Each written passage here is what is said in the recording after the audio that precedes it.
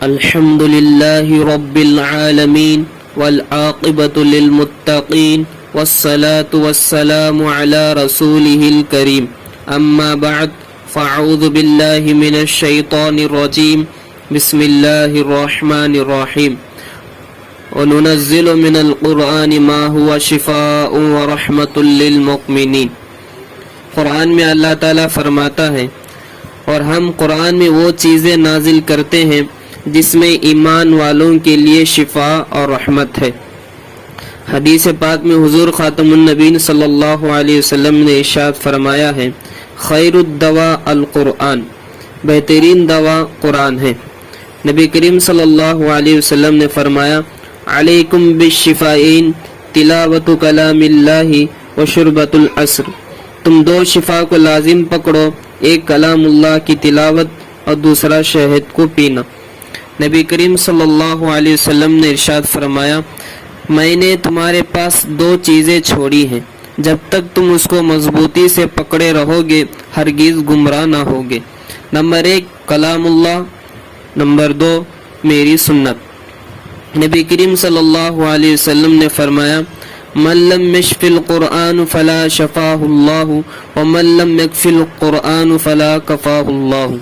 جس کو قرآن شفا نہیں دے گا اس کو اللہ شفا نہیں دے گا، اور جس کو قرآن کافی نہیں ہے اس کے لیے اللہ بھی کافی نہیں ہوگا۔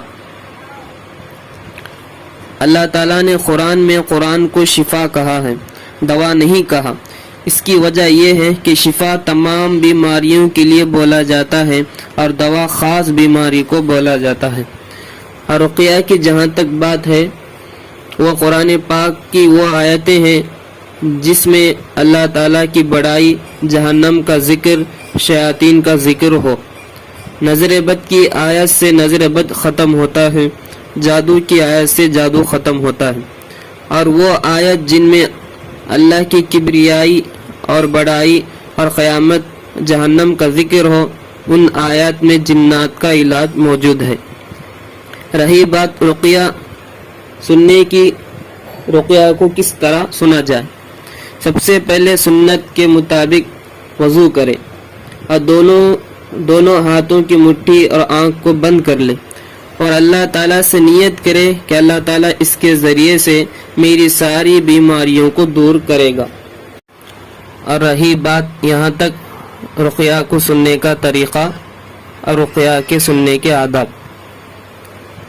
اب یہاں سے یہ بات غور سے سن لے کہ جب رقیہ سنیں تو جو کیفیت ہمیں ظاہر ہوگی، یعنی کس طرح پتہ چلے گا کہ ہمارے اندر جادو، جنات یا شیاطین یا نظر بد لگی ہوئی ہے اور ہمارے جسم میں موجود ہے۔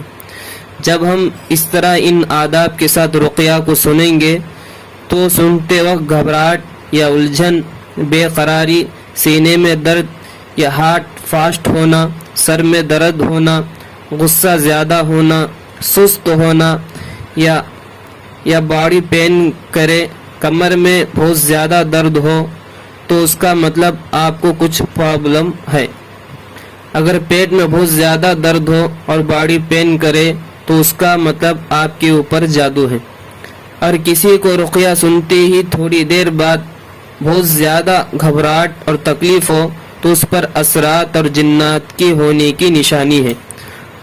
اگر کسی انسان کو، کسی ایمان والے کو یا کسی بھی انسان کو، اور اگر رقیہ سننے کے بعد بھی کسی کو کچھ محسوس نہ ہو، کسی کو کچھ ڈر یا گھبراہٹ، اسی طرح کے کوئی کام یا کوئی فعل اس طرح صادر نہ ہو تو اس پر کوئی جنات، جادو یا اثرات موجود نہیں ہے۔